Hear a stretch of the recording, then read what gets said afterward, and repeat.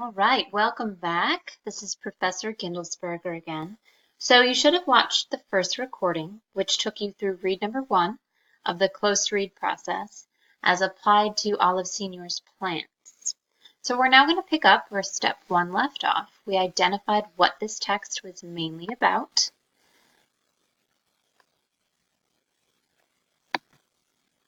And we are going to move forward with step number 2. So step number 2 in the close read process is to read that same text again to understand the structure and the features of the text. So again, I'm going to take you through this think aloud process as we work on step 2, which was to understand the structures or the features of the text. Well, what structures? What features? What ways that the author decided to write this or craft this are we going to pay attention to?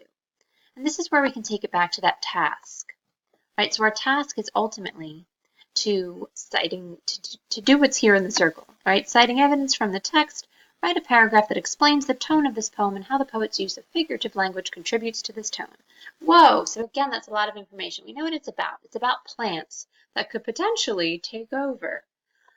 So what are we going to focus on next? Well, when we look for features of text, this task very specifically speaks to figurative language. So let's hone in on that. So let's reread this poem to identify some figurative devices in the poem. So what is figurative language? It's any language that is used that doesn't mean exactly, literally, what the words indicate. So we're talking about things like personification and metaphor and similes and onomatopoeia. What is onomatopoeia? It is when you write down the way that words sound, right? Boom! That's not exactly what it sounds like when something slams into a wall, but we try to give language to that sound so that we can communicate the idea to others. Simile, when you compare two things using like or as. Her eyes were like the sun. Well, they probably weren't 93 million miles away, or giant balls of fire, or rotating and revolving around in space, right? We're probably not rotating or revolving around this person's eyes. But there are similarities, like maybe they give off a feeling of warmth, or maybe they are bright. So we make connections with similes using like or as. Her eyes were like the sun. Metaphors. Simply remove that like or as. Her eyes were suns, and they were not, but we make a comparison using language. And personification, the leaves danced as they fell to the ground. Leaves don't dance, they don't have the ability to, but we can describe their motion by personifying them, giving them human qualities to better help readers understand the motion that's going on. So we're going to reread this poem to identify some devices like that. So again, I will think aloud, follow along with me, and follow my thoughts. Also making note as you go of any examples you see of figurative language. Plants. Plants are deceptive. You see them there, looking as if once rooted they know their places, not like animals, like us, always running around leaving traces. Yet from the way they breed, excuse me, and twine from their exhibitionist and rather prolific nature, we must infer a sinister, not to say imperialistic, grand design. Imperialistic is a word that I would not use to describe plants. People are imperialistic. People design things, right? So there's an example of personification in saying that plants have some sort of imperialistic design. Let's keep reading. Perhaps you regard it as beneath your notice armies of mangrove on the march. Okay, again, plants don't march. Roots in the air, clinging tendrils and anchoring themselves everywhere. The world is full of shoots bent on conquest. I personally always associate the word shoots with bamboo because I love bamboo. But let me erase that last line. It is kind of hard to write in a straight line. Shoots bent on conquest. Plants are not bent on conquest. They don't have brains to think about things in that way. So that's again an example of personification. Invasive seedlings seeking wide open spaces. Material gathered for explosive dispersal in capsules and seed cases. There's some rhyme there, which I noticed, but it doesn't seem to be present really anywhere else. So that might have just been a coincidence. Maybe you haven't quite taken in the colonizing ambitions of hitchhiking burrs. Burrs, those little spiky things that get stuck in your socks and shoelaces. They can't hitchhike. They don't have thumbs, number one. And they, again, don't have a brain to think in that way, to purposefully jump onto you for a ride across the piece of property that they're on, right? So again, there's some personification there. Surf riding nuts, bobbing on ocean, parachuting seeds, and other airborne traffic dropping in. And what about those special agents called flowers? Flowers are not FBI agents, but there is a metaphor here, right? They're calling flowers special agents. And what do special agents do? What do special investigators do? They look for ways to get information. They devise plans to capture somebody, right? That's kind of what we think of when we think about special agents. So there's an example of metaphors. Dressed, perfumed, and made up for romancing. Insects, bats, birds, bees, even you. Okay, so the plants are romancing us. Interesting. Again, there's some personification there, right? Who romances? People. Well, people romance people, right? Don't deny it, my dear. I've seen you sniff and exclaim, believe me, innocent, that sweet fruit, that berry is nothing more than the ovary, instrument to seduce you into scattering plant progeny, part of a vast cosmic program that once set in motion cannot be undone. Once set in motion cannot be undone, right? This cosmic program here, that's a plan. So again, the plants are planning. Plants can't plan, people plan. So we have the intellectual capacity, and in this section of the poem, Olive Senior is ascribing that intellectual ability to the plants. So again, she's personifying them. They'll outlast us. They were always there, one step ahead of us. Plants gone to seed, generating the original profligate, extravagant, reckless, improvident weed. So we see a lot of use of personification for sure, right? These plants are spoken about, written about, to sound very human. And there's some metaphor in there, right? She's comparing plants to hitchhikers here, trying to draw an arrow. And she's comparing them to special agents, right? These plants are actually detectives or investigators or CIA personnel. So there's some metaphor there as well. So when we look at our purpose for step 2, right, it was to understand the structure or features of the text.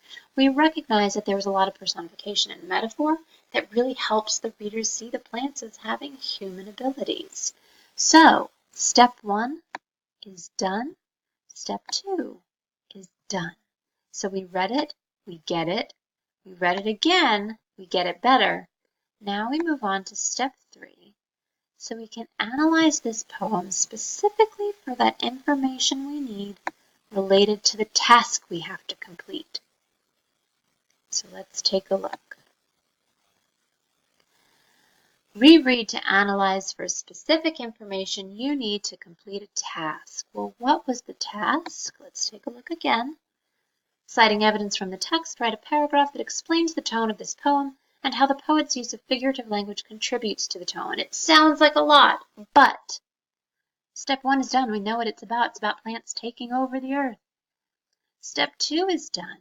We did analyze some features, so we know that the author used figurative language to communicate that idea about taking over the earth, right? So we're almost there. Now we need to figure out what is the tone and how does the figurative language contribute to the tone. So tone is a sense of the author or speaker's attitude towards a topic. How does the speaker feel about the information she is communicating to you, the reader? So when you're looking for tone, you're looking for words that indicate feeling. or definitely a direct message from the author to the reader. So let's go back and look for those words that indicate tone and how that personification and metaphor, right, that's the figurative language, how that contributed to the tone. Okay, so one more time from the top, plants are deceptive. Instantly, we have some indication of tone here. Replace the noun plants with any other noun and pretend it's somebody you know talking to you. Let's just use the name Teresa, because that is my name. So if I offend anyone, I did not intend to. I'm Teresa. So let's supplant, no pun intended, the word with Teresa. Or you can think of me as Professor Gindelsberger. Teresa is deceptive. If somebody told you that Professor Gindelsberger is deceptive, how would that affect you? What is the tone of that statement? Professor Gindelsberger is deceptive. That is a tone of caution. What might follow that statement?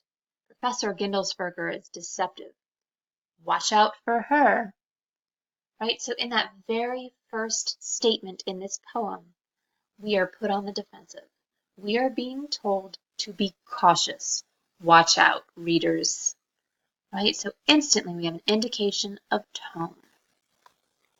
And as we continue to read through the poem, again, you've read it once, you've read it twice. So sometimes in this third read, you don't have to go through every single word because you may already know what you're looking for. Having gotten a really good sense of the poem in your first two reads, you might already be almost all the way there. So we're told from the beginning, plants are deceptive. The poet is warning us. There's a tone of caution here. Okay, so as we look for these words that should scream, warning, warning, we see the word sinister. Do you want to spend your time around sinister beings? No. So word choice here really speaks to this tone of caution, right?